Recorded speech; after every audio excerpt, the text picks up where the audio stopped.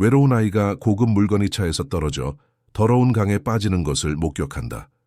망설임 없이 탁한 물에 몸을 던지며 그것이 강력한 인생의 방향을 바꿨다는 사실을 모른다. 며칠 후 갑작스러운 심장마비 앞에서 아이는 뜻밖의 장소에 다시 나타나 같은 남자를 구한다.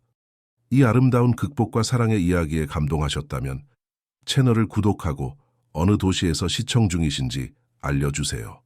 계속해서 서울의 차가운 겨울 아침, 6살 박민지는 매일 그랬듯이 텅 빈 거리를 홀로 걸었다. 그녀에게는 가족도 안정된 집도 없었다. 그저 보이지 않는 수많은 아이들 중 하나일 뿐 얻을 수 있는 작은 것들로 살아가는 법을 배우며 부자들의 세계를 멀리서 바라보았다. 그녀의 눈빛에는 이른 성숙함이 깃들어 있었고 그것은 삶의 고난을 빠르게 배워야 했던 필요의 결과물이었다.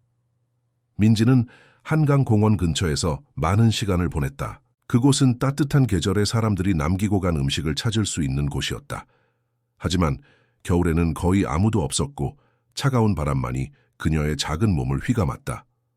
오늘도 그녀는 공원 벤치에 앉아 손을 비비며 몸을 녹이고 있었다. 오늘은 뭘 먹을 수 있을까? 민지는 자신에게 물었다. 어제는 친절한 노점상 아저씨가 남은 분것빵 하나를 주셨지만 오늘은 그 노점도 보이지 않았다. 그때 강변 도로에서 고급 검은색 벤츠가 빠른 속도로 지나갔다. 민지는 무심코 그 차를 바라보았다. 차 안에서는 누군가가 창문을 열었고 갑자기 검은 가죽 서류 가방이 차에서 미끄러져 나와 바로 한강으로 떨어졌다. 차는 그대로 멈추지 않고 사라졌다. 민지는 깜짝 놀라 일어섰다. 서류 가방은 오염된 강물과 쓰레기 사이로 가라앉고 있었다. 민지는 생각할 새도 없이 강변으로 달려갔다. 차가운 겨울 한강은 위험했지만 그녀는 주저하지 않았다. 아무도 보지 않는 이 순간 그녀는 그저 옳다고 생각하는 일을 하고 있었다. 민지는 얼음처럼 차가운 물에 뛰어들었다. 찬물이 그녀의 작은 몸을 덮쳤고 순간 숨이 멎는 것 같았다. 하지만 그녀는 포기하지 않고 어두운 물속으로 더 깊이 들어갔다. 마침내 그녀의 손에 서류 가방이 닿았고 민지는 온 힘을 다해 그것을 붙잡고 수면 위로 올라왔다. 물에 젖고 추위에 떨며 온몸이 더러워진 채로 민지는 가방을 꼭 안고 강변으로 돌아왔다. 그녀는 헐떡이며 주변을 둘러보았다. 먼 곳에서 차가 사라진 방향을 기억했다. 강남 방향이었다. 이 가방은 분명 중요한 거야. 돌려줘야 해. 민지는 자신에게 다짐했다. 한편 강남의 호화로운 마천루 중 하나인 최첨단 빌딩 꼭대기층에서는 최재욱 회장이 분노에 차 있었다. 최 회장은 SK테크놀로지의 CEO로 한국에서 가장 부유한 사업가 중 한 명이었다. 어떻게 그런 중요한 서류를 잃어버릴 수 있지? 그는 비서인 서윤에게 소리쳤다. 그 계약서 없이는 다음 주 이사회에서 내 위치가 위험해질 수 있다고. 서윤아는 공손하게 고개를 숙였다. 죄송합니다, 회장님. 김대현 기사가 방금 전화해서 서류 가방을 한강 근처에서 잃어버렸다고 합니다. 지금 찾고 있습니다. 찾아? 재욱은 비웃었다. 한강에 빠진 서류 가방을 어떻게 찾는다는 거지? 이제 끝났어. 우리는 새로운 계약서를 준비해야 해. 그리고 김대현은 해고야. 윤아는 조심스럽게 말했다. 하지만 회장님, 새 계약서를 준비하려면 적어도 일주일이 걸립니다. 이사회 전에 준비가 안 될 수도 있습니다. 재욱은 한숨을 쉬며 창밖을 바라보았다. 그의 시선 아래로 한강이 보였다. 그는 아이러니하게도 자신의 운명을 결정할 서류 가방이 가라앉은 바로 그 강을 바라보고 있었다. 찾아. 어떻게든 찾아내. 그가 마침내 말했다. 민지는 몸을 떨면서도 강남으로 향했다. 서류 가방이 떨어진 차가 향한 방향을 따라 걸었다. 그녀는 이 지역에 자주 오지 않았다. 너무 부유해 보이는 사람들 사이에서 그녀는 더욱 눈에 띄었기 때문이다. 하지만 오늘은 다른 이유가 있었다. 몇 시간 후 민지는 가장 크고 화려해 보이는 빌딩 앞에 도착했다. SK테크놀로지 본사였다. 그녀는 주변을 살피다가 주차장에서 나오는 검은색 벤츠를 발견했다. 그것은 분명 그녀가 본 것과 같은 차였다. 민지는 용기를 내어 경비원에게 다가갔다. 저기요 아저씨, 이거 여기 사람 것 같아요. 그녀는 젖은 서류 가방을 들어 보였다. 경비원은 놀란 표정으로 그녀를 바라보았다. 이게 어디서 난 거지? 그는 의심스러운 눈빛으로 물었다. 한강에 빠진 거 봤어요. 제가 건졌어요. 민지는 간단히 대답했다. 경비원은 그녀의 젖은 옷과 더러워진 모습을 보더니 놀란 눈으로 가방을 받아들었다. 잠깐만 기다려봐. 그는 재빨리 전화를 걸었다. 몇 분 후 한 남자가 급히 로비로 내려왔다. 그는 민지를 놀란 눈으로 바라보았다. 네가 정말 이걸 한강에서 건져냈니? 김대현은 믿을 수 없다는 듯이 물었다. 민지는 고개를 끄덕였다. 네, 차에서 떨어진 거 봤어요. 대현은 가방을 열어 내용물을 확인했다. 서류들은 젖었지만 내용은 알아볼 수 있었다. 그는 안도의 한숨을 내쉬었다. 너 정말 우리를 구했어. 이건... 그는 말을 멈추고 민지를 자세히 살펴보았다. 너 몸이 다 젖었구나. 추워 보인다. 들어와서 몸을 말리자. 민지는 망설였다. 괜찮아요. 저는 그냥 가방만 돌려주려고 했어요. 아니야. 넌 정말 중요한 일을 했어. 최소한 따뜻한 음식과 옷을 제공해야지. 대현이 말했다. 그렇게 민지는 SK 테크놀로지 빌딩 안으로 들어갔다. 그녀는 이렇게 호화로운 건물 안에 들어가 본 적이 없었다. 모든 것이 빛나고 깨끗했다. 사람들은 모두 비싼 옷을 입고 있었고 그들의 시선이 더러운 옷을 입은 민지에게 쏠렸다. 대현은 민지를 직원 휴게실로 데려갔다. 그는 담요와 따뜻한 코코아를 가져왔다. 여기 이거 마시고 몸을 녹여. 내 딸이 입던 옷이 몇 벌 있어. 너에게. 맞을지 모르겠지만 적어도 마른 옷이야. 민지는 감사히 코코아를 받아 마셨다. 따뜻한 음료가 그녀의 얼어붙은 몸을 녹였다.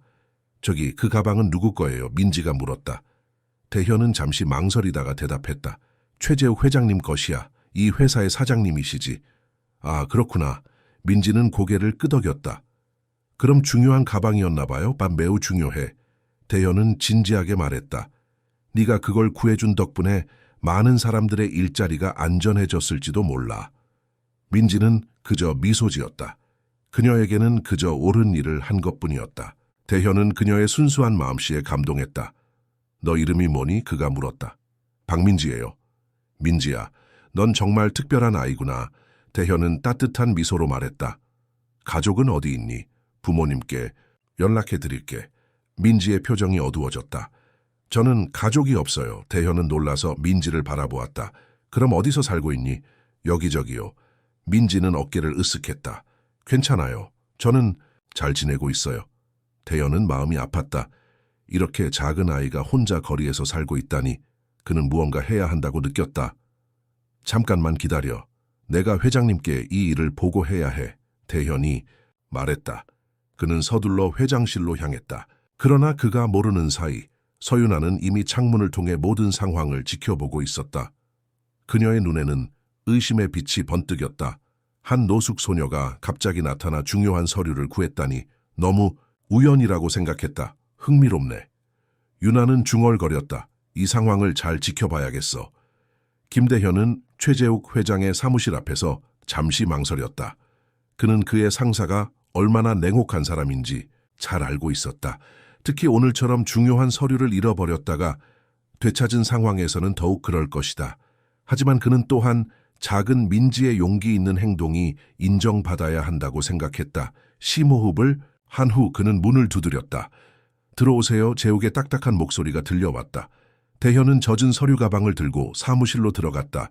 재욱은 창가에 서서 한강을 내려다보고 있었다. 회장님, 서류 가방을 찾았습니다. 대현이 조심스럽게 말했다. 재욱은 빠르게 돌아서서 가방을 바라보았다. 어디서 찾았지? 그의 목소리에는 놀라움이 묻어났다. 사실은 대현은 잠시 망설였다. 한 어린 소녀가 가져왔습니다. 그녀가 한강에서 직접 건져냈다고 합니다. 재욱은 대현에게 다가와 가방을 빼앗듯 가져갔다. 서둘러 열어 내용물을 확인했다. 서류들은 젖어 있었지만 여전히 읽을 수 있는 상태였다. 젖었군. 그가 무심하게 말했다. 하지만 사용할 수 있겠어. 누가 이걸 가져왔다고?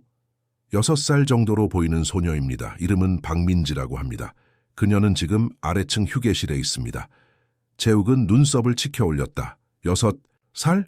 그리고 한강에 뛰어들었다고? 말도 안 돼.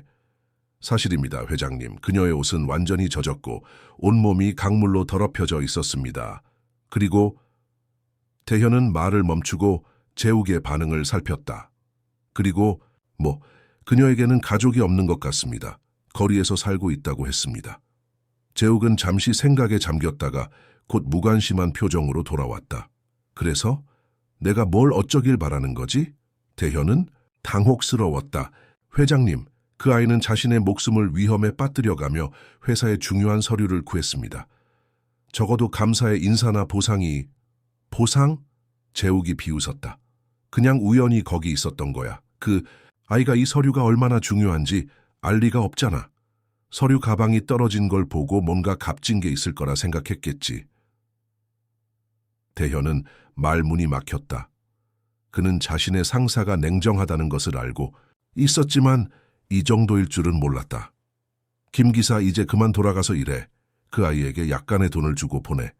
회장님, 대현이 말을 시작했지만 재욱의 차가운 시선에 멈춰섰다. 더 할 말 있나? 대현은 고개를 숙였다. 아닙니다, 회장님. 그는 사무실을 나와 휴게실로 돌아갔다. 민지는 여전히 그곳에 있었고 이제 대현의 딸이 입던 마른 옷으로 갈아입은 상태였다. 그녀는 소파에 앉아 코코아를 마시고 있었다. 민지야, 옷이 잘 맞니? 대현이 부드럽게 물었다. 민지는 밝게 웃었다.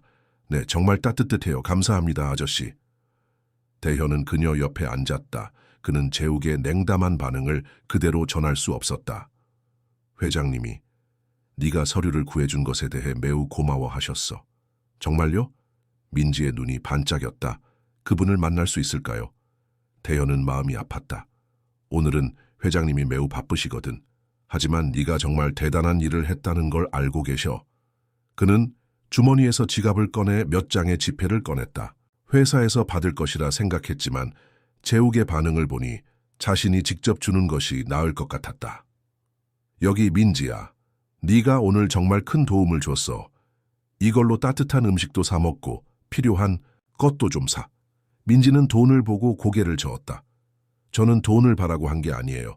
그냥 가방이 중요해 보여서 돌려드리고 싶었어요. 대현은 더욱 감동했다.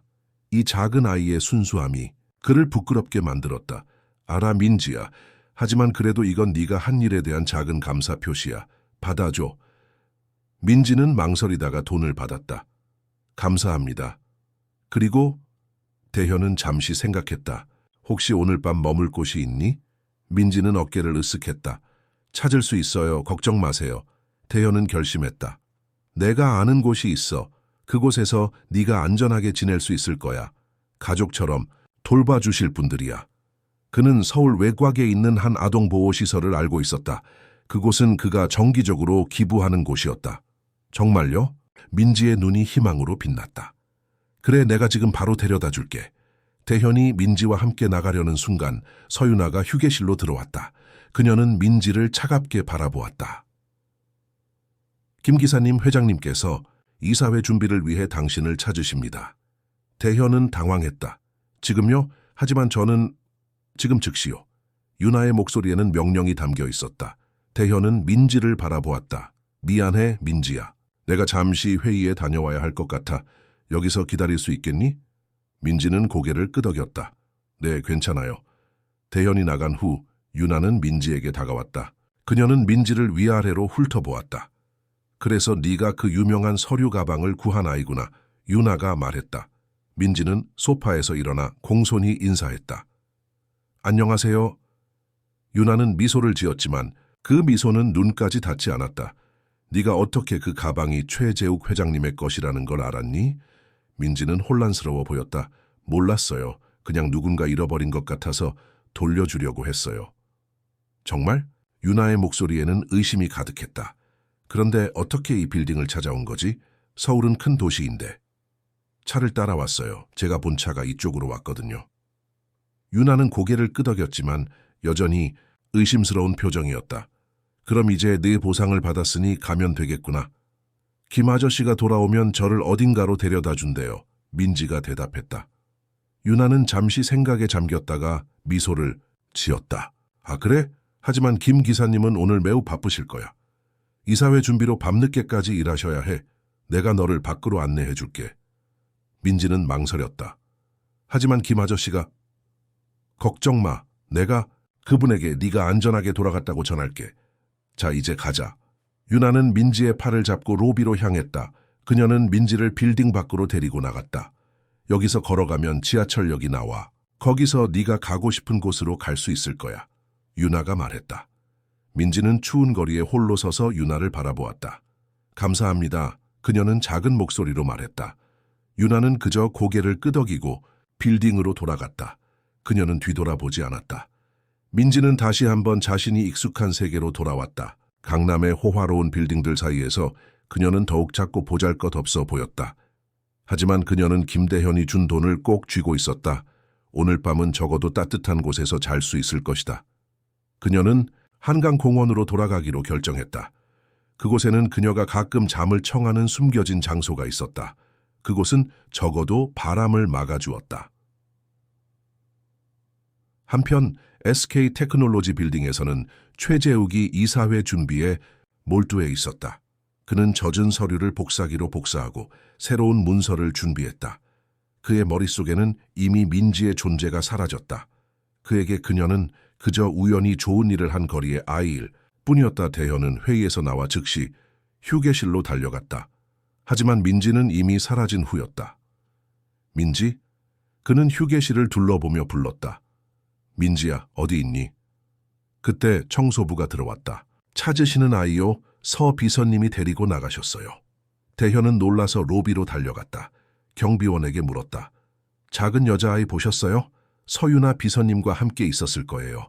경비원은 고개를 끄덕였다. 네, 1시간 전쯤 나갔어요. 서 비서님은 아이를 밖에 내려놓고 혼자 돌아오셨습니다. 대현은 충격을 받았다. 그는 즉시 밖으로 나가 주변을 살폈지만 민지는 이미 사라진 후였다. 그는 자신이 약속을 지키지 못했다는 생각에 괴로웠다. 미안해, 민지야. 그는 중얼거렸다. 내가 널 찾을게. 대현은 그날 밤 늦게까지 민지를 찾아 주변을 돌아다녔지만 그녀를 찾을 수 없었다. 서울은 너무 크고 한 작은 아이가 숨을 수 있는 곳은 너무 많았다. 다음 날 아침 최재욱은 예정대로 이사회에 참석했다. 그는 완벽하게 복구된 계약서를 가지고 있었고 이사회는 성공적으로 마무리되었다. 그의 위치는 안전했고 회사의 미래도 확보되었다. 그는 자신의 성공을 축하하며 사무실로 돌아왔다. 서 비서 오늘 일정은? 그가 윤에게 물었다. 윤아는 미소를 지으며 대답했다. 오후에 투자자들과의 미팅이 있습니다, 회장님. 그리고 내일은 자선 행사에 참석하셔야 합니다. 자선 행사? 재욱이 인상을 찌푸렸다. 무슨 자선 행사? 아동복지재단 기금 모금 행사입니다. PR팀에서 회장님의 이미지 향상을 위해 중요하다고 했습니다. 재욱은 한숨을 쉬었다. 알았어, 준비해. 그는 창밖을 바라보았다. 추운 겨울 하늘 아래 서울의 거리에는 사람들이 바쁘게 오가고 있었다. 그 어딘가에 민지가 있었지만 그는 그녀를 생각조차 하지 않았다.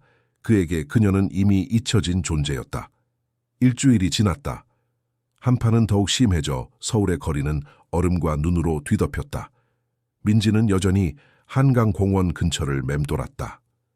김대현이 준 돈으로 그녀는 며칠 동안 따뜻한 음식을 먹을 수 있었고 작은 여관에서 하룻밤을 보내기도 했다.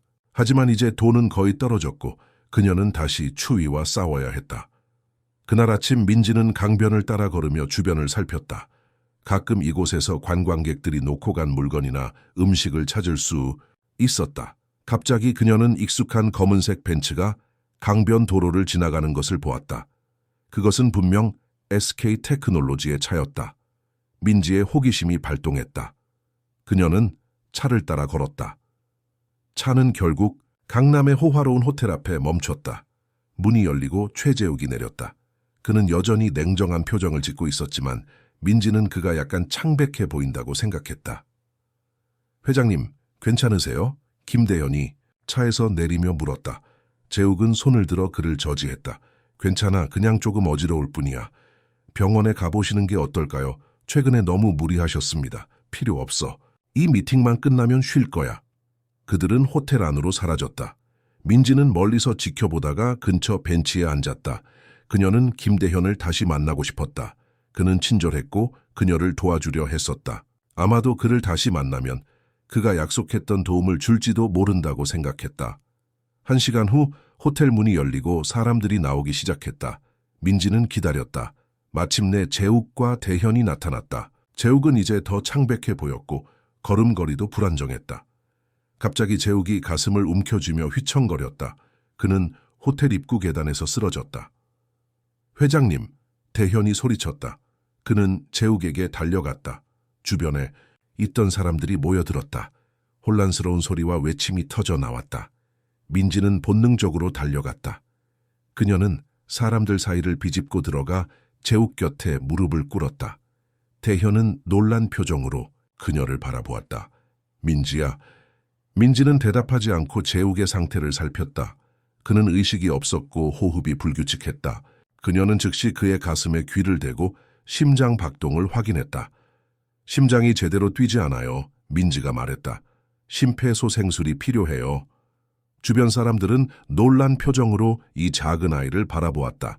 민지는 주저하지 않고 재욱의 가슴 위에 작은 손을 겹쳐놓고 압박을 시작했다. 그녀의 동작은 놀랍도록 정확하고 리듬감 있었다. 119에 전화하세요. 그녀가 대현에게 외쳤다. 대현은 충격에서 벗어나 즉시 전화를 걸었다. 호텔 직원들이 달려왔고 누군가 응급키트를 가져왔다. 자동제 세동기 있어요? 민지가 물었다. 호텔 매니저가 고개를 끄덕였다. 로비에 있습니다. 빨리 가져오세요. 민지는 계속해서 가슴 압박을 유지했다. 그녀의 작은 몸은 힘이 부족할 것 같았지만 그녀는 정확한 위치와 압력으로 압박을 계속했다. 몇 번의 압박 후 그녀는 재욱의 코를 잡고 입을 벌려 인공호흡을 했다. 호텔 직원이 자동제 세동기를 가져왔을 때 민지는 즉시 행동했다. 그녀는 기계를 열고 패드를 재욱의 가슴에 붙였다. 모두가 그녀의 능숙한 행동에 놀라움을 금치 못했다. 모두 물러나세요. 그녀가 명령했다. 충격을 가할 거예요. 사람들은 그녀의 말에 따랐다. 민지는 버튼을 눌렀고 재욱의 몸이 경련했다. 그녀는 다시 심장 박동을 확인했다. 아직 불안정해요. 한 번 더 해야 해요. 그녀는 다시 가슴 압박을 시작했고 두 번째 충격을 가했다. 이번에는 재욱의 호흡이 돌아왔다. 그는 약하게 기침을 했고 민지는 안도의 한숨을 내쉬었다. 응급구조대가 도착했을 때 그들은 민지가 이미 상황을 안정시킨 것을 보고 놀랐다. 이 아이가 모든 걸 했어요. 대현이 구급대원에게 말했다. 그녀가 없었다면 회장님은 이미 구급대원들은 재욱을 들것에 실어 구급차로 옮겼다. 한 구급대원이 민지에게 다가왔다. 어떻게 이런 응급 처치를 할 수 있는 거니? 그가 물었다. 민지는 어깨를 으쓱했다. TV에서 봤어요. 그리고 한 번은 구급대원 아저씨가 시연하는 걸 본 적 있어요. 구급대원은 믿을 수 없다는 표정을 지었다. 단순히 보는 것만으로는 이렇게 능숙하게 할 수 없어. 너 정말 특별한 아이구나. 대현은 민지의 어깨를 잡았다. 네가 또 회장님을 구했구나. 괜찮으세요? 민지가 물었다. 나는 괜찮아. 하지만 회장님은 병원에 가셔야 해. 심장마비였던 것 같아. 구급차가 출발하려 할 때 대현은 구급대원에게 말했다. 저도 같이 가겠습니다. 그는 민지를 바라보았다. 네오도 같이 가자 민지야. 네가 없었다면 오늘 큰일이 날 뻔했어. 민지는 고개를 끄덕였고 그들은 함께 구급차에 올랐다. 재욱은 의식이 돌아오고 있었지만 여전히 약해 보였다. 그는 혼란스러운 눈으로 주변을 둘러보았다. 무슨 일이? 그가 약한 목소리로 물었다. 심장마비를 일으키셨습니다, 회장님. 구급대원이 대답했다. 이 어린 소녀가 응급처치를 해서 다행입니다. 그녀가 없었다면 훨씬 심각해졌을 겁니다. 재욱은 민지를 바라보았다. 그의 눈에 혼란스러운 표정이 스쳤다. 너는 회장님이 전에 본 그 아이입니다. 대현이 말했다. 서류 가방을 강에서 건져낸 아이요. 재욱은 아무 말도 하지 않았다. 그는 그저 약하게 눈을 감았다. 구급차는 빠르게 병원으로 향했다. 병원에 도착한 후 재욱은 즉시 중환자실로 옮겨졌다. 의사들은 긴급 검사를 시작했다. 대현과 민지는 대기실에서 기다렸다. 민지야, 네가 어떻게 그런 응급처치를 할 수 있는지 정말 놀라워. 대현이 말했다. 민지는 미소를 지었다. 저는 사람들이 하는 걸 잘 관찰해요. 그리고 기억력이 좋아요. 그래도 놀라워. 네가 없었다면 회장님은 살아남지 못했을 거야. 그때 병원 문이 열리고 서윤아가 급히 들어왔다. 그녀는 당황한 표정으로 주변을 둘러보다가 대현과 민지를 발견했다. 김 기사님, 무슨 일이에요? 회장님이 쓰러지셨다는 소식을 들었어요. 대현이 상황을 설명하는 동안 유나는 민지를 의심스러운 눈으로 바라보았다. 이 아이가 또 나타났다고요? 그녀의 목소리에는 의심이 가득했다. 어떻게 된 일이죠? 왜 우연히 그곳에 있었어? 그리고 정말 다행이었지. 민지가 심폐소생술을 해서 회장님의 목숨을 구했어. 유나는 믿을 수 없다는 표정을 지었다. 이 작은 아이가요? 말도 안 돼요. 나도 직접 보지 않았다면 믿지 못했을 거야. 하지만 그녀는 마치 전문가처럼 행동했어. 자동 제세 동기까지 사용했다고. 유나는 민지를 날카롭게 쳐다보았다. 그녀의 눈에는 의심과 경계심이 가득했다. 너무 이상하지 않나요? 유나가 낮은 목소리로 말했다. 이 아이가 계속해서 나타나서 회장님을 구한다는 게요. 대현은 놀란 표정으로 유나를 바라보았다. 무슨 말을 하는 거야? 생각해 보세요. 서류 가방이 강에 떨어진 것도, 회장님이 갑자기 심장마비를 일으킨 것도, 그리고 매번 이 아이가 나타나서 영웅이 되고요. 대현은 화가 나 보였다. 유나 씨, 이 아이는 겨우 6살이야. 무슨 음모를 꾸밀 수 있다고 생각하는 거야? 유나는 어깨를 으쓱했다. 저는 그냥 이상하다고 말하는 겁니다. 혹시 누군가가 이 아이를 이용하는 건 아닐까요? 대현은 고개를 저었다. 말도 안 되는 소리 하지 마. 민지는 그저 도움이 필요한 아이야. 그리고 그녀가 2번이나 회장님을 구했어. 그들의 대화는 의사가 대기실로 들어오면서 중단되었다. 모두 일어나 의사에게 다가갔다. 최재욱 회장님의 가족이신가요? 의사가 물었다. 저는 그의 비서입니다. 유나가 대답했다. 가족은 지금 연락 중입니다. 어떻게 되셨나요? 언제? 심근경색이었습니다. 다행히 빠른 응급처치 덕분에 큰 손상은 없었습니다. 하지만 회장님은 며칠 동안 중환자실에서 지내셔야 할 겁니다. 그리고 앞으로는 스트레스를 줄이고 생활 습관을 바꾸셔야 합니다. 대현은 안도의 한숨을 내쉬었다. 회장님을 볼 수 있을까요? 지금은 안정이 필요하십니다. 내일 아침에 잠시 면회하실 수 있을 겁니다. 의사가 떠난 후 유나는 대현에게 말했다. 저는 회사로 돌아가서 필요한 조치를 취해야겠어요. 당신은 여기 남아있어 주세요. 그녀는 민지를 차갑게 바라보았다. 이 아이는 어떻게 할 건가요? 대현은 단호하게 말했다. 민지는 나와 함께 있을 거야. 내가 책임질게. 유나는 마지못해 고개를 끄덕이고 병원을 나갔다. 그녀가 떠난 후 대현은 민지에게 미소를 지었다. 배고프지? 병원 식당에 가서 뭐라도 먹자. 민지는 밝게 웃었다. 네. 그들은 함께 식당으로 향했다. 대현은 민지에게 따뜻한 식사를 사주었고 그들은 함께 이야기를 나눴다. 민지야, 정말 어디서 살고 있니? 대현이 조심스럽게 물었다. 민지는 잠시 망설였다. 여기저기요. 날씨가 좋을 때는 한강 공원에서 자요. 비가 오면 다리 밑이나 버려진 건물에서 자요. 대현의 마음이 아팠다. 부모님은? 기억나지? 안하여 어릴 때부터 혼자였어요. 그럼 어떻게 살아왔니? 민지는 어깨를 으쓱했다. 사람들이 친절할 때도 있어요. 음식을 주거나 돈을 주는 사람들이요. 저는 필요한 것을 찾는 법을 알아요. 대현은 결심했다. 이제 내가 널 도울게, 민지야. 네가 안전하게 지낼 곳을 찾아줄게. 민지의 눈이 희망으로 빛났다. 정말요? 그래, 약속할게. 그날 밤 대현은 병원 근처 호텔 방을 예약했다. 그는 민지를 데리고 호텔로 갔고 그녀에게 따뜻한 목욕과 깨끗한 침대를 제공했다. 민지는 오랜만에 안전함을 느끼며 깊은 잠에 빠졌다. 그러나 병원에서는 유나가 돌아와 중환자실 밖에서 서성이고 있었다. 그녀의 얼굴에는 걱정이 아닌 계산하는 표정이 떠올랐다. 그녀는 휴대폰을 꺼내 메시지를 보냈다. 이상한 일이 있어요. 그 거리의 아이가 또 나타났어요. 이번에는 회장님의 심장마비를 치료했대요. 너무 우연이 아닌 것 같아요. 조사해 볼 필요가 있어요. 다음 날 아침 병원 복도는 이미 활기찼다. 의사와 간호사들이 바쁘게 오가는 가운데 민지와 대현은 최재욱의 병실 밖에서 기다리고 있었다. 의사들은 재욱의 상태가 안정적이라며 짧은 면회를 허락했다. 긴장되니? 대현이 민지에게 물었다. 민지는 고개를 저었다. 아니요, 그냥 회장님이 괜찮으신지 보고 싶어요. 그들이 병실로 들어갔을 때 재욱은 침대에 반쯤 일어나 앉아 있었다. 그는 창백했지만 어제보다는 훨씬 나아 보였다. 그의 가슴에는 여러 모니터가 연결되어 있었고 정맥주사가 그의 팔에 꽂혀 있었다. 재욱은 그들이 들어오자 고개를 돌렸다. 그의 표정은 읽기 어려웠다. 회장님, 어떻게 지내세요?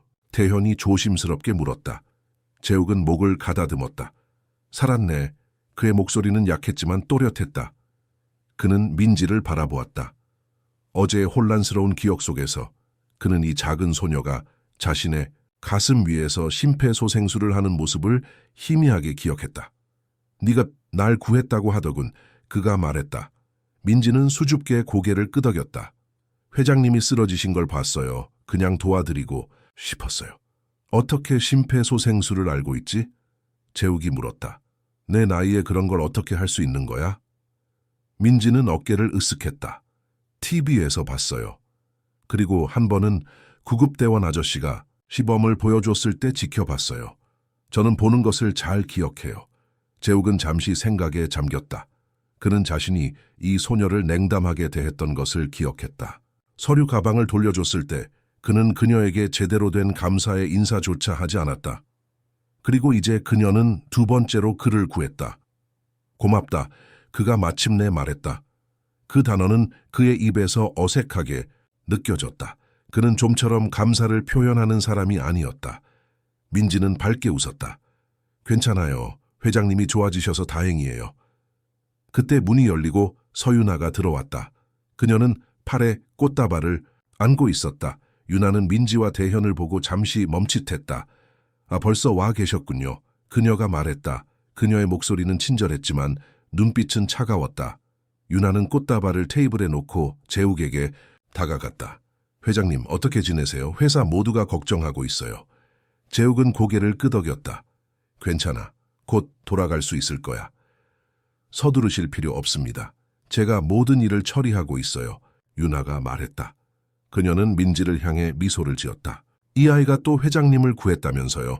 정말 놀라운 우연이네요. 그녀의 목소리에 담긴 의심을 대현은 놓치지 않았다. 그는 유나를 날카롭게 바라보았다.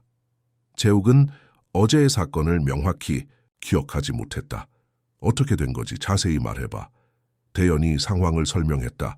호텔 앞에서 재욱이 쓰러진 것, 민지가 나타나 즉시 심폐소생술을 시작한 것, 그리고 자동제 세동기까지 능숙하게 사용한 것까지. 재욱은 놀란 표정으로 민지를 바라보았다. 6살짜리가 그런 걸 했다고? 믿기 힘든데. 저도 직접 보지 않았다면 믿지 못했을 겁니다. 대현이 말했다. 하지만 구급대원들도 민지의 응급처치가 회장님의 목숨을 구했다고 했습니다. 재욱은 생각에 잠겼다. 그는 자신이 죽을 뻔했다는 사실을 이제야 실감하고 있었다. 그리고 그를 구한 것은 다름 아닌 그가 무시했던 거리의 아이였다. 내 이름이 뭐지? 그가 민지에게 물었다. 박민지예요. 민지야, 네가 날 2번이나 구해줬구나. 내가 어떻게 보답하면 좋을까? 민지는 잠시 생각했다. 그녀는 많은 것을 원할 수 있었다. 돈, 집, 옷, 음식. 하지만 그녀가 말한 것은 그런 것이 아니었다. 저는 그냥 학교에 가고 싶어요. 그녀가 말했다. 다른 아이들처럼 공부하고 싶어요. 재욱은 놀란 표정을 지었다. 그는 이 아이가 더 물질적인 것을 요구할 것이라 예상했다. 학교? 네, 저는 책 읽는 걸 좋아해요. 그리고 더 많은 걸 배우고 싶어요. 재욱은 민지의 순수한 바람에 감동했다. 그는 갑자기 자신의 삶을 돌아보게 되었다. 그는 모든 것을 가지고 있었다. 돈, 권력, 명예. 하지만 이 작은 아이는 단지 배움의 기회를 원했다. 내가 약속하마 민지야. 네가 최고의 교육을 받을 수 있도록 해줄게. 민지의 얼굴이 환하게 빛났다. 정말요? 감사합니다. 유나는 이 장면을 차갑게 지켜보고 있었다. 그녀의 눈에는 의심과 불안이 가득했다. 그녀는 잠시 후 목을 가다듬었다. 회장님, 죄송하지만 몇 가지 서류에 서명을 해주셔야 합니다. 그리고 이사회에서 연락이 왔습니다. 재욱은 유나를 바라보았다. 나중에 처리하자. 지금은 좀 쉬고 싶어. 유나는 당황한 표정을 지었다. 재욱이 업무를 뒤로 미루는 것은 매우 이례적인 일이었다. 하지만 회장님, 내 말 못 들었어? 나중에 하자고.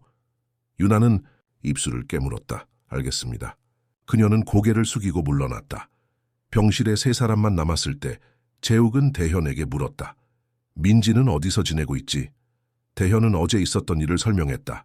그가 민지를 데리고 호텔에서 하룻밤을 보낸 것, 그리고 민지가 원래는 거리에서 살고 있었다는 것까지. 재욱은 충격을 받은 듯했다. 거리에서? 가족은? 없는 것 같습니다. 민지는 어릴 때부터 혼자였다고 합니다. 재욱은 깊은 생각에 잠겼다. 그는 자신이 얼마나 특권층에서 살아왔는지 새삼 깨달았다. 그는 항상 자신의 성공이 순전히 자신의 노력 덕분이라고 생각해왔다.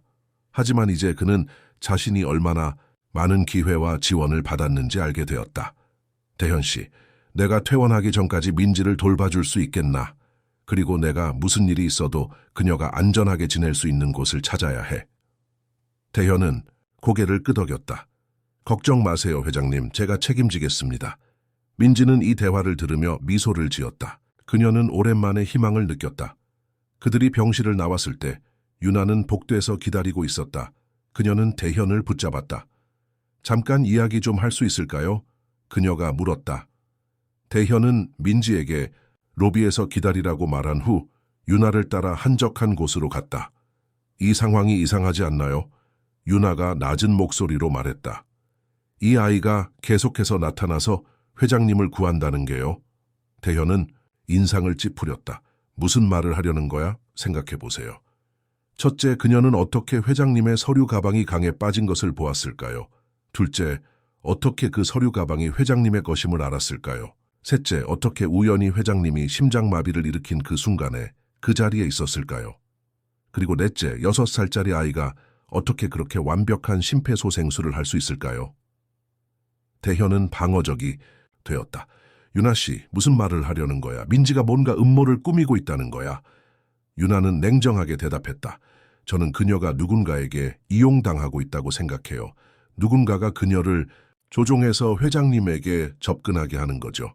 그게 말이 돼? 누가 그런 짓을 하겠어? 회장님의 적은 많습니다. 이 사회에 있는 몇몇 사람들은 오래전부터 회장님을 몰아내려고 했어요.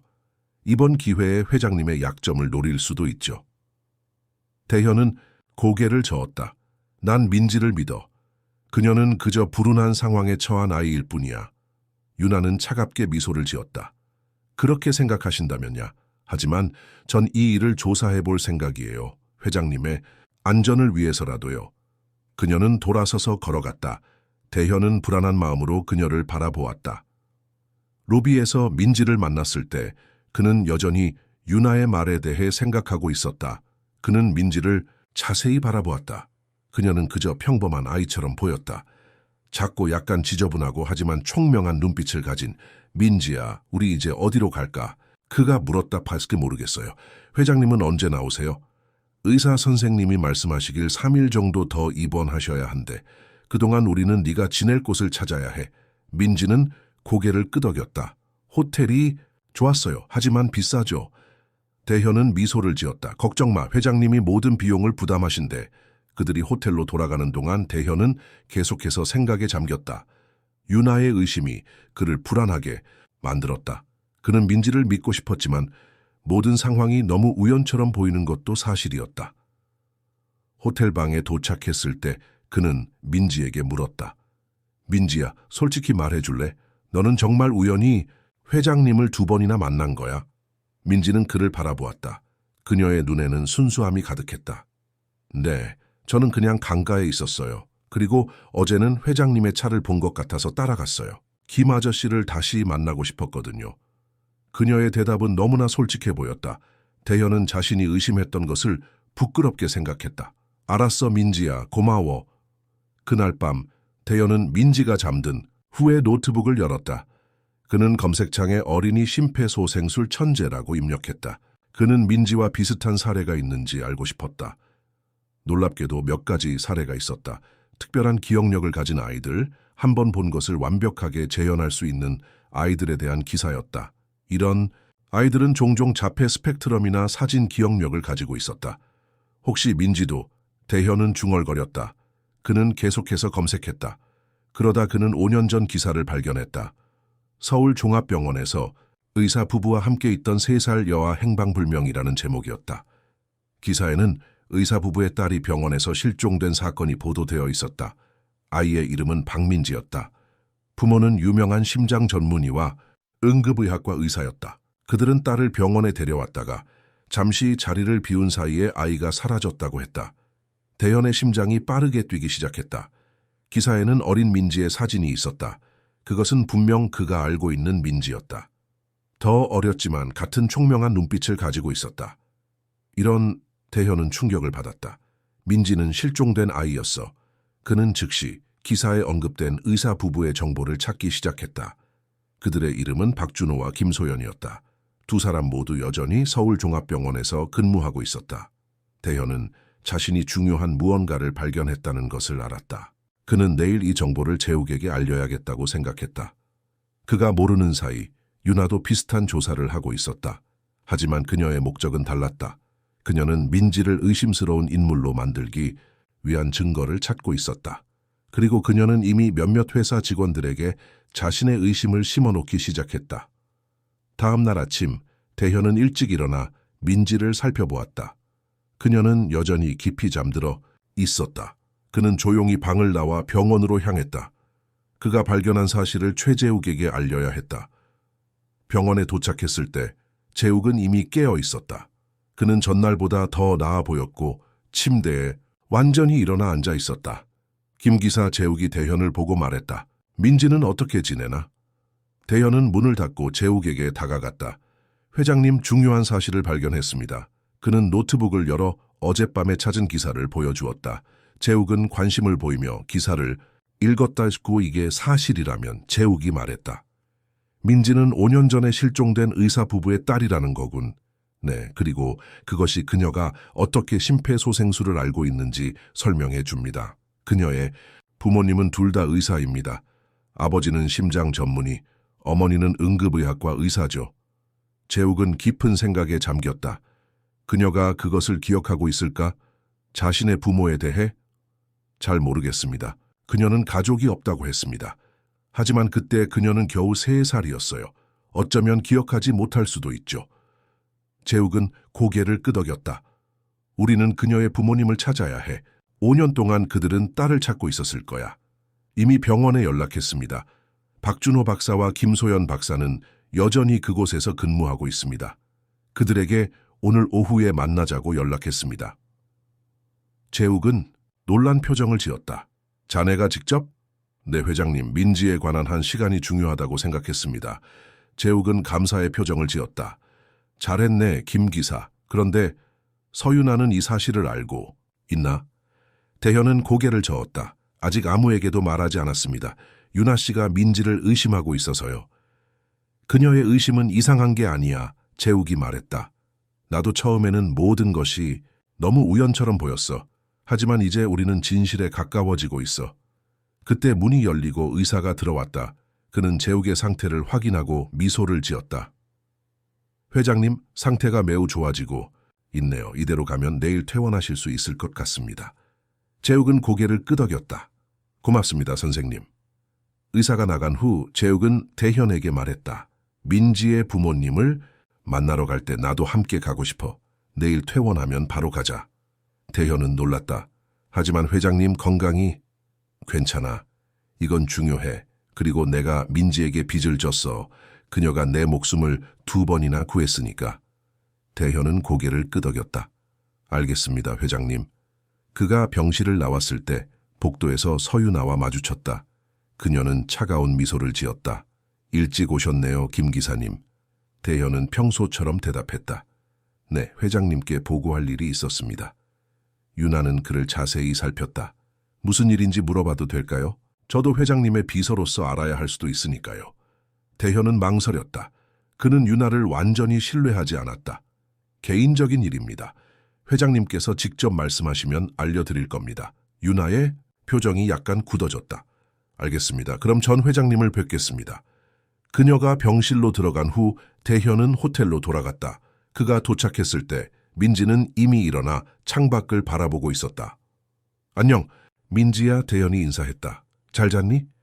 민지는 밝게 웃었다는데 침대가 정말 푹신푹신했어요. 대현은 그녀에게 아침을 먹이고 깨끗한 옷으로 갈아입히기로 했다. 그는 어제 근처 상점에서 그녀에게 맞는 옷을 몇 벌 사두었다. 민지야, 오늘 특별한 사람들을 만나러 갈 거야. 그가 조심스럽게 말했다. 민지는 호기심 어린 표정을 지었다. 누구요? 대현은 잠시 망설였다.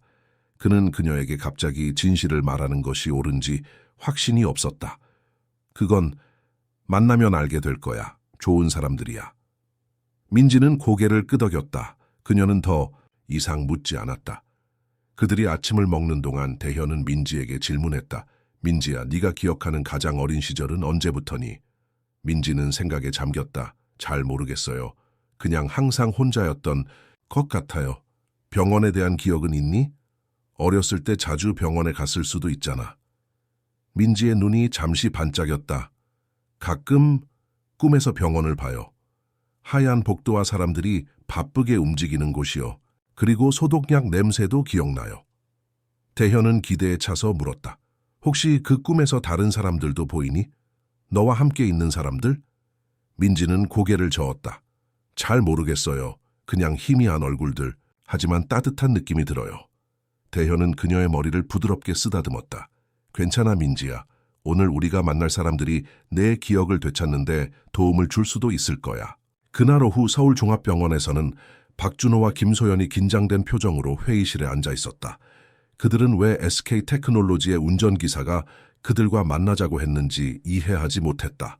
무슨 일일까요? 소연이 남편에게 물었다. 갑자기 우리를 만나자니. 준호는 어깨를 으쓱했다. 모르겠어. 하지만 SK테크놀로지라면 최재욱 회장의 회사잖아. 어쩌면 기부나 자선 행사에 관한 일일 수도 있어. 소연은 한숨을 쉬었다. 요즘 당신이 너무 많은 일을 하고 있어요. 이런 미팅까지 잡지 않았으면 좋겠어요. 나도 그래. 하지만 김대현이라는 사람이 매우 중요한 일이라고 했어. 거절하기 어려웠어. 그때 문이 열리고 대현이 들어왔다. 그의 뒤로는 민지가 따라왔다. 소연과 준호는 일어서서 인사를 했다. 그들은 아직 민지를 알아보지 못했다. 민지는 수줍게 대현 뒤에 숨어 있었다. 안녕하세요, 박 선생님, 김 선생님. 대현이 인사했다. 시간을 내주셔서 감사합니다. 그들은 고개를 끄덕였다. 무슨 일로 저희를 찾아오셨나요? 준호가 물었다. 대현은 깊은 숨을 들이쉬었다. 제가 오늘 여기 온 이유는 여러분의 딸에 관한 일입니다. 소연의 표정이 급격히 변했다. 그녀의 눈에 희망과 두려움이 동시에 스쳤다. 우리 딸이요? 민지 말인가요? 대현은 고개를 끄덕였다. 그는 몸을 옆으로 비켜서 민지를 보여주었다. 소연과 준호는 숨을 멈췄다. 그들은 민지를 바라보았다. 5년이 지났지만 그들은 즉시 자신들의 딸을 알아보았다. 같은 눈, 같은 얼굴, 더 자란 모습이지만 분명히 그들의 민지였다. 민지, 소연이 떨리는 목소리로 불렀다. 민지는 혼란스러운 표정으로 그들을 바라보았다. 그녀는 이 사람들을 알아보지 못했다. 하지만 어딘가 익숙한 느낌이 들었다. 저를 아세요? 민지가 물었다. 소연은 눈물을 참지 못했다. 그녀는 천천히 민지에게 다가갔다. 민지야, 나는 네 엄마야. 그리고 저기 계신 분은 네 아빠시고. 민지는 놀란 표정을 지었다. 그녀는 대현을 바라보았다. 김 아저씨, 이게 무슨... 대현은 부드럽게 설명했다. 민지야, 이분들은 정말 네 부모님이셔. 네가 3살 때 실종됐어. 그리고 이분들은 5년 동안 널 찾고 계셨어. 민지는 다시 소연과 준호를 바라보았다. 그녀의 마음속에서 희미한 기억들이 깨어나기 시작했다. 따뜻한 품에 안겨있던 기억, 웃음소리, 자장가. 저는 기억이 잘 안 나요. 민지가 말했다. 준호가 다가왔다. 그의 눈에도 눈물이 고여 있었다. 괜찮아, 민지야. 네가 너무 어렸을 때 일어난 일이니까. 하지만 우리는 너를 한 번도 잊은 적이 없어. 그는 지갑에서 사진 한 장을 꺼냈다. 그것은 3살 때의 민지와 그녀의 부모가 함께 찍은 사진이었다. 그들은 웃고 있었고 행복해 보였다. 민지는 사진을 유심히 바라보았다. 천천히 그녀의 눈에 인식의 빛이 떠올랐다. 이 옷 기억나요? 그녀가 말했다. 분홍색 원피스, 제가 좋아했던 커예요. 소연은 더 이상 참지 못하고 민지를 끌어안았다. 그래, 맞아. 네가 매일 입겠다고 고집했던 원피스야. 민지는 처음에는 굳어 있었지만 천천히 소연의 품에 녹아들었다. 그녀는 이 포옹이 낯설면서도 익숙하다고 느꼈다. 그것은 마치 오래된 꿈이 현실이 된 것 같았다. 준호도 다가와 그들을 함께 안았다.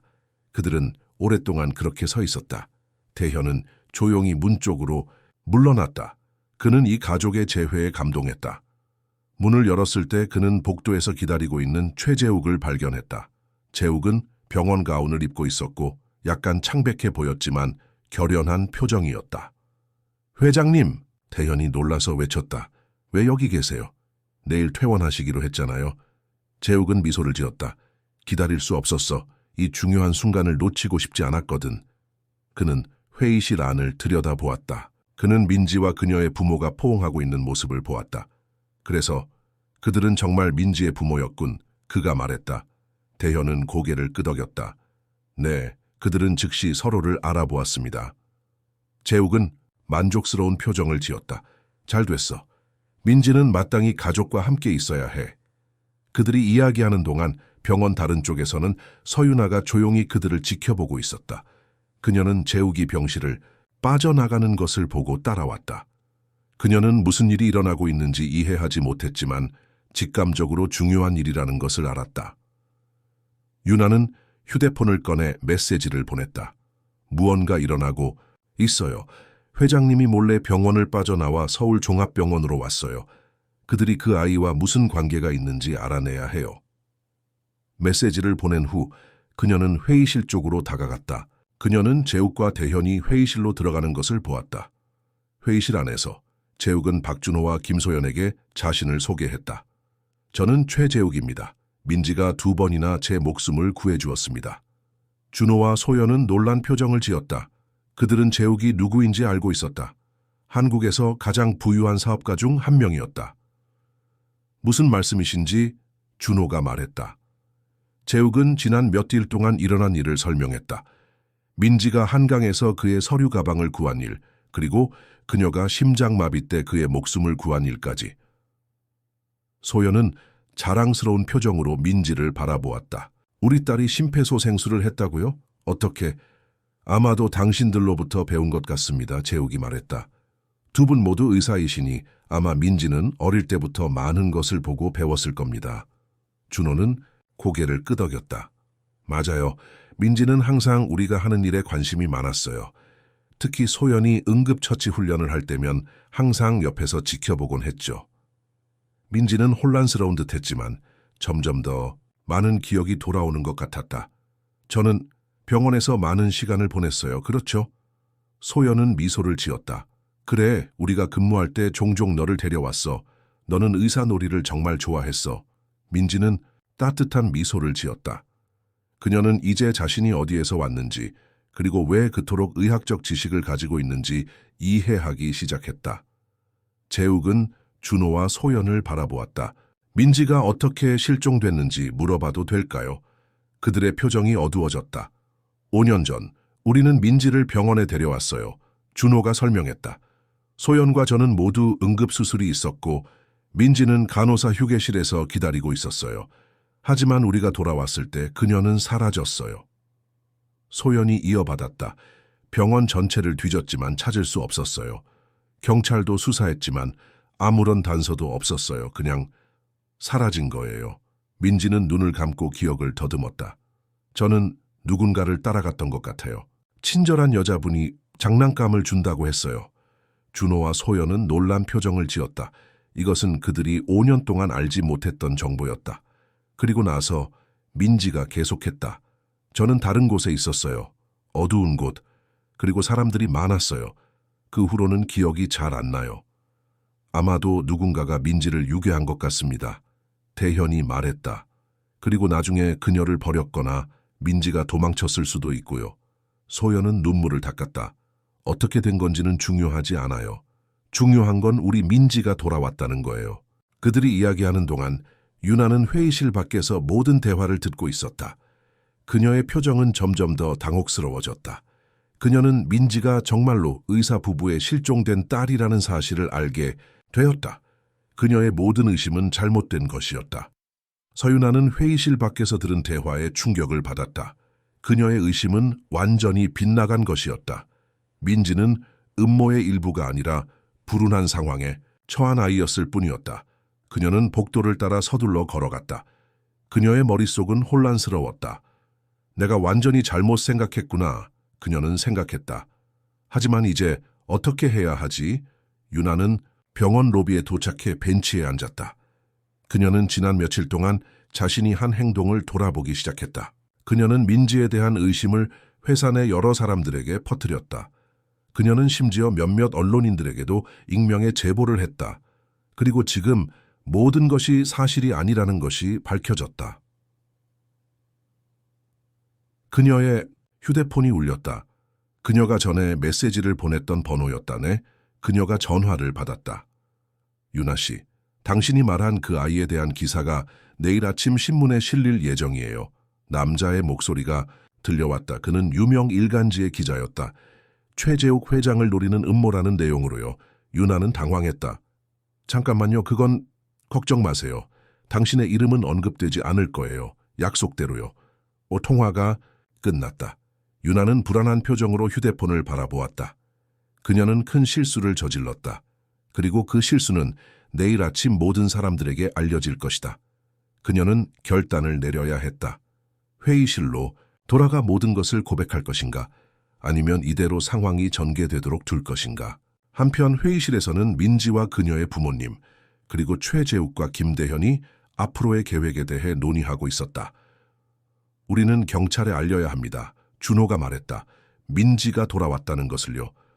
소연은 민지를 꼭 안고 있었다. 그녀는 딸을 다시 잃을까 두려운 듯했다. 그래요. 하지만 민지에게 너무 많은 스트레스를 주고 싶지 않아요.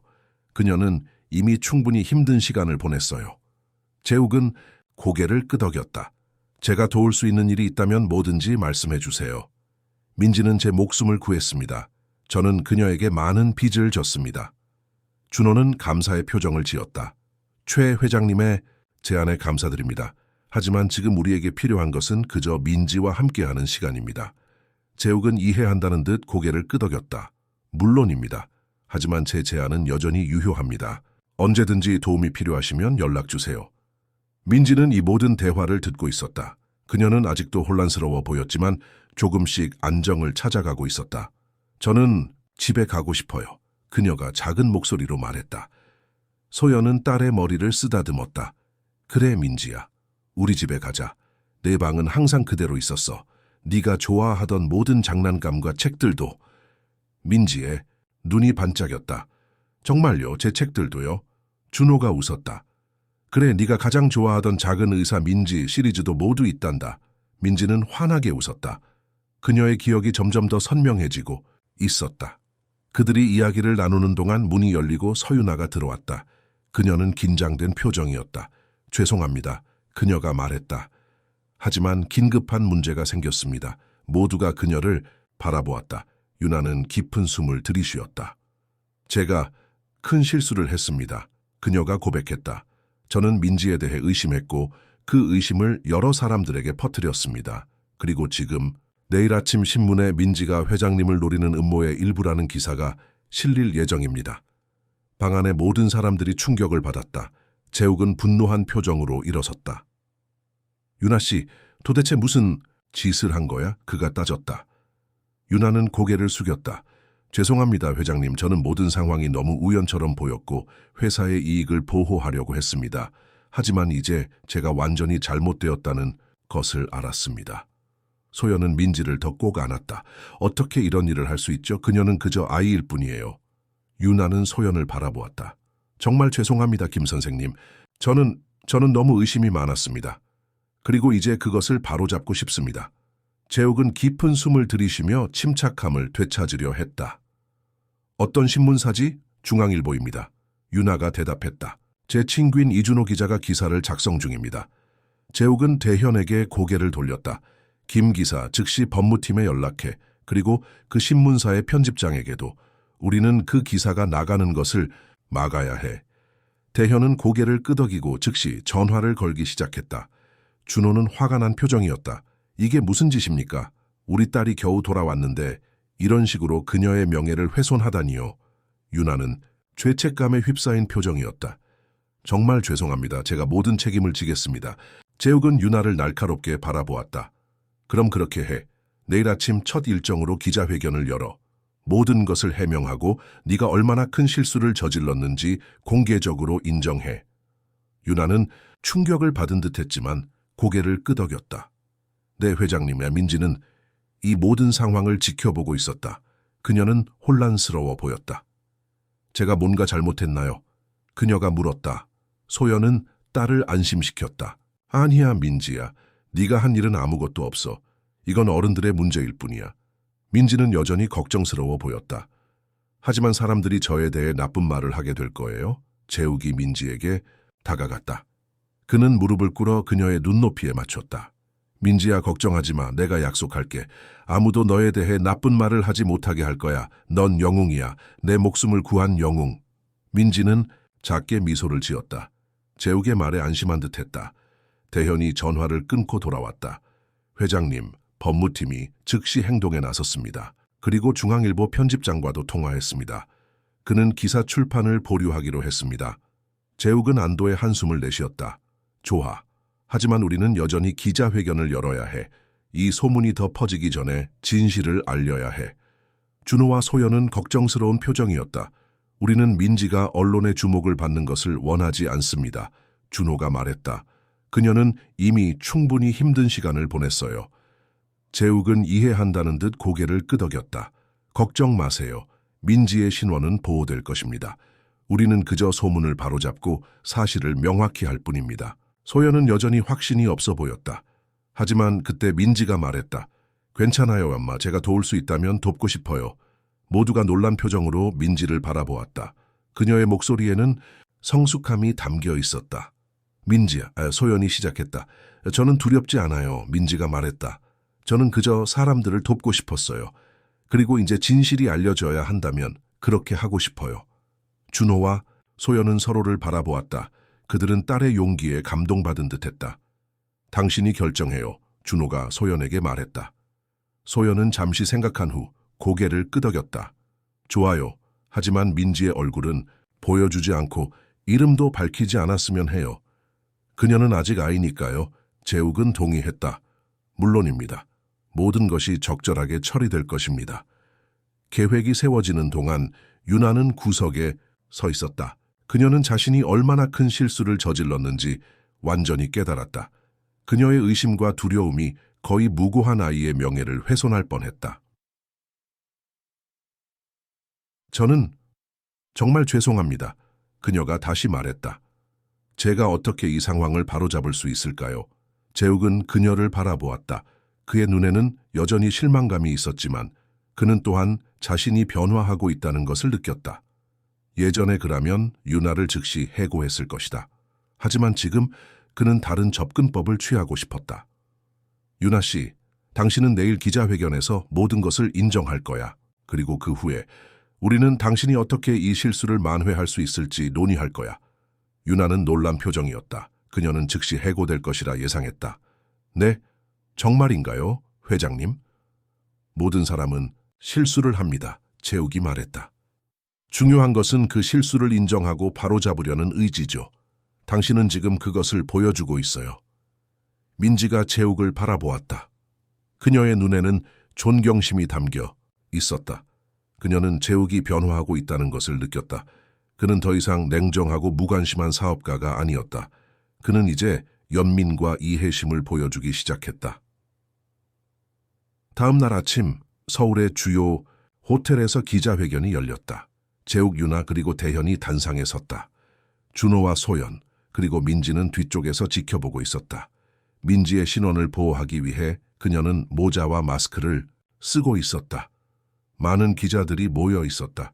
그들은 모두 왜 갑자기 기자회견이 소집되었는지 궁금해하고 있었다. 재욱이 마이크 앞에 섰다.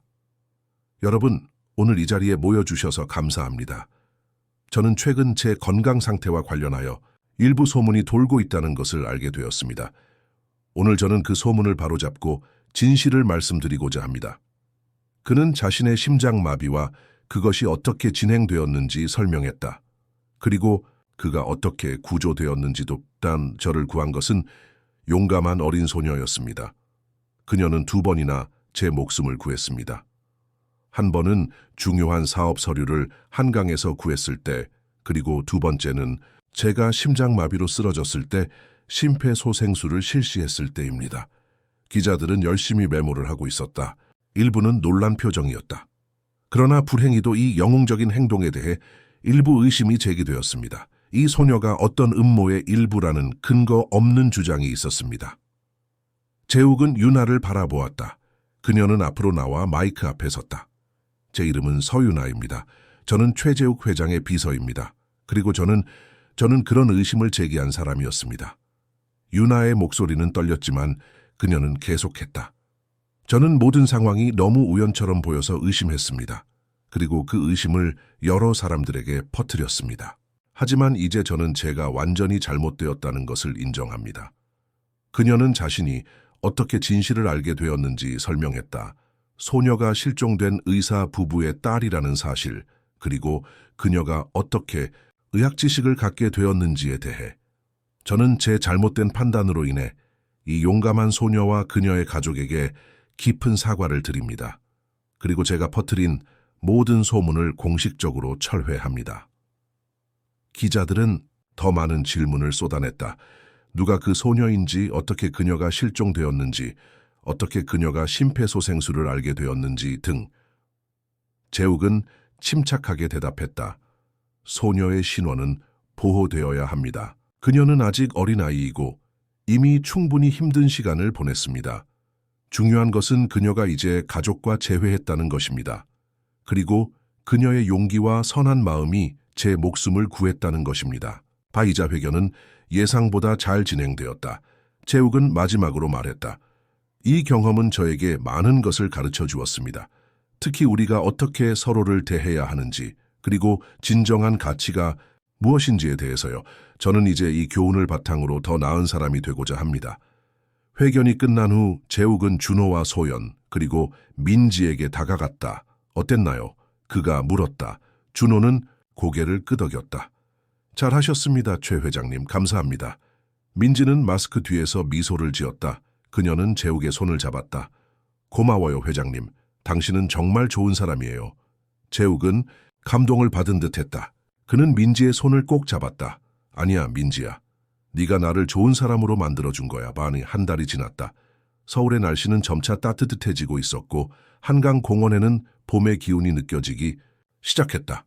최재욱은 사무실 창가에 서서 강을 내려다보고 있었다. 그 강은 이제 그에게 특별한 의미를 가지고 있었다. 그곳에서 모든 것이 시작되었으니까. 회장님, 준비되셨습니까? 김대현이 사무실로 들어오며 물었다. 재욱은 고개를 끄덕였다. 그래, 가자.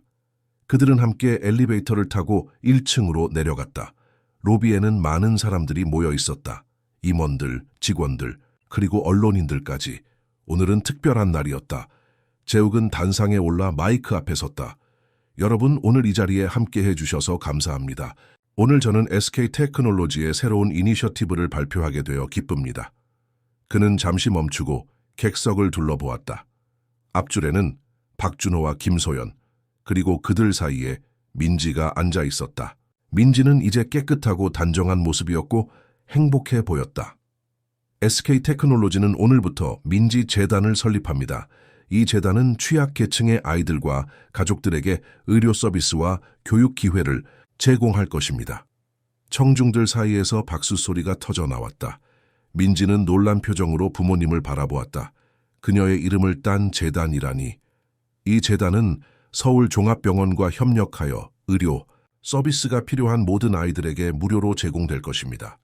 또한 교육 프로그램을 통해 미래의 의사와 간호사들을 양성하는 데 도움을 줄 것입니다.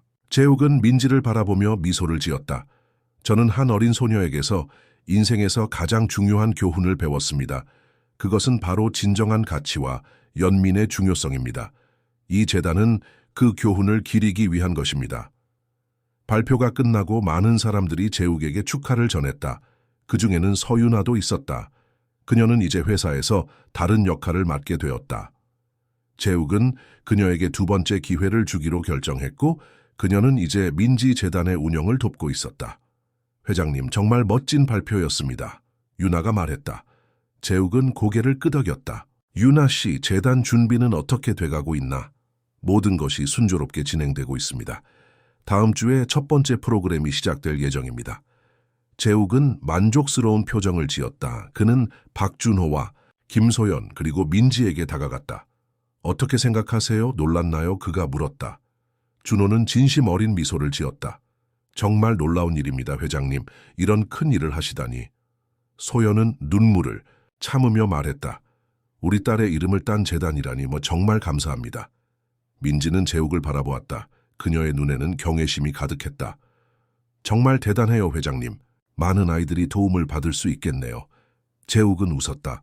그래, 내 덕분이야, 민지야. 네가 나에게 중요한 것을 가르쳐 줬으니까. 그들은 함께 SK테크놀로지 빌딩을 나와 근처 공원으로 향했다. 그곳에서는 작은 피크닉이 준비되어 있었다. 대현과 유나 그리고 몇몇 직원들이 함께했다. 민지야, 학교는 어때? 대현이 물었다. 민지는 밝게 웃었다.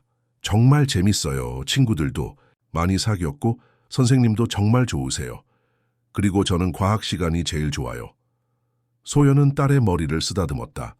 민지는 벌써 반에서 제일 공부를 잘해요. 특히 의학 관련 주제에는 특별한 재능이 있어요. 놀랍지 않네요, 대현이 말했다. 민지는 정말 특별한 아이니까요. 민지는 수줍게 웃었다. 그녀는 이제 보통 아이처럼 행복하게 지내고 있었다. 하지만 그녀의 눈에는 여전히 그 특별한 지혜가 깃들어 있었다. 피크닉이 진행되는 동안 재욱은 잠시 혼자 시간을 가졌다. 그는 지난 몇 주 동안의 변화를 생각했다. 민지를 만나기 전 그는 오직 사업과 성공만을 중요시했다.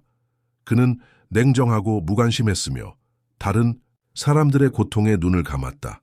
하지만 이제 그는 달라졌다. 그는 연민과 책임감을 배웠다. 그리고 그것은 모두 한 작은 소녀 덕분이었다. 회장님, 괜찮으세요? 대현이 다가와 물었다.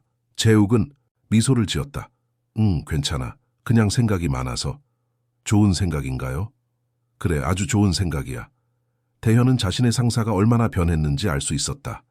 예전에 재욱은 결코 이런 식으로 말하지 않았을 것이다. 회장님 정말 대단한 일을 하셨습니다. 대현이 말했다. 민지재단은 많은 아이들의 삶을 변화시킬 거예요. 재욱은 고개를 끄덕였다. 우리가 할 수 있는 일이 더 많아. 앞으로도 계속해서 노력할 거야. 그들은 다시 피크닉 자리로 돌아갔다. 민지는 이제 유나와 함께 앉아 이야기를 나누고 있었다. 예전에는 서로를 의심했던 두 사람이 이제는 서로 웃으며 이야기를 나누고 있었다. 유나 언니가 저한테 컴퓨터 사용법을 가르쳐 주기로 했어요. 민지가 기쁜 표정으로 말했다. 유나는 미소를 지었다. 민지는 정말 똑똑해요. 모든 것을 빨리 배워요. 재욱은 그들을 바라보며 만족스러운 표정을 지었다. 모든 것이 제자리를 찾아가고 있었다. 몇 달 후 민지재단의 첫 번째 센터가 서울 외곽에 문을 열었다. 이전에는 SK테크놀로지의 창고였던 건물이 이제는 밝고 따뜻한 공간으로 변모했다. 교실, 의료실, 놀이터가 갖춰져 있었다. 개관식 날 많은 사람들이 참석했다. 재욱은 리본 커팅 의식을 위해 민지를 초대했다. 민지야, 네가 이 센터의 첫 번째 리본을 자르면 좋겠어. 그가 말했다. 민지는 긴장된 표정으로 가위를 받아들었다. 그녀의 부모님이 자랑스러운 표정으로 지켜보고 있었다. 이 센터는 모든 아이들을 위한 곳입니다. 재욱이 연설을 시작했다. 특히 도움이 필요한 아이들, 목소리를 내지 못하는 아이들을 위한 곳입니다. 우리는 그들에게 교육과 의료 서비스, 그리고 무엇보다 희망을 제공할 것입니다. 민지는 리본을 자르고 박수 소리가 터져 나왔다. 사람들이 센터 안으로 들어가기 시작했다. 센터 내부에서 유나는 방문객들에게 시설을 안내하고 있었다. 대현은 아이들을 위한 간식을 나눠주고 있었다. 그리고 준호와 소연은 의료실에서 무료 검진을 준비하고 있었다. 재욱은 민지와 함께 센터의 정원에 앉았다. 그곳에서는 아이들이 놀이기구에서 즐겁게 놀고 있었다. 민지야, 고마워, 재욱이 말했다.